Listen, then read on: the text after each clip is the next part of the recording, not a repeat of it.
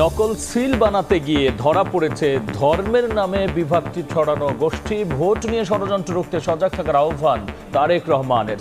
দেশের ভাগ্য পরিবর্তনে ধানের শীষকে জয়ী করার আহ্বান। একটি গোষ্ঠী মানুষকে ধর্মের নামে বিভ্রান্ত করে বিভিন্ন রকম কথা বলে যাচ্ছে। তাদের দলের লোকজন নকল সিল বানাতে গিয়ে ধরা পড়েছে।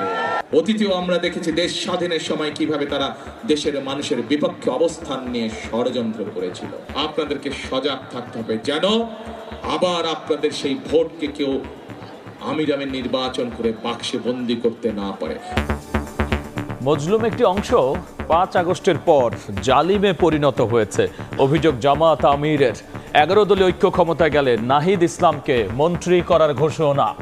একটা অংশ এই মজলুম অবস্থা পরিবর্তন করে রাতারাতি তারা জালিমের ভূমিকা গঠিত হয়ে গেল। ইনশাআল্লাহ ইনসাফের বাংলাদেশের পক্ষে জনগণের রায় আল্লাহর মেহেরবানি যদি অর্জিত হয় তাইলে সেই সরকারে অবশ্যই নাহিদ ইসলামকে আপনারা একজন মন্ত্রী হিসাবে দেখবেন।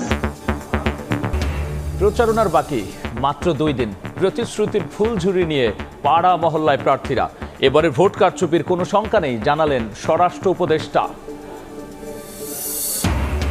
নীতি নির্ধারণী পর্যায়ে বাড়াতে হবে নারীর অংশগ্রহণ। রাজধানীতে সেমিনারে জাইমা রহমান। নিরাপত্তার দায়িত্ব নিতে দলগুলোকে আরও আন্তরিক হওয়ার আহ্বান। ধর্মঘটে অচল চট্টগ্রাম বন্দর। সচল রাখতে হাজ লাইনে যাওয়ার হুঁশিয়ারি উপদেষ্টার। অন্তর্বর্তী সরকারের সময় ডিপি ওয়ার্ল্ডের সঙ্গে হচ্ছে না চুক্তি জানালো বিডা। এবং বাংলাদেশ যুক্তরাষ্ট্রের বাণিজ্য চুক্তি হচ্ছে কাল। কেনা হচ্ছে 25টি বোয়িং।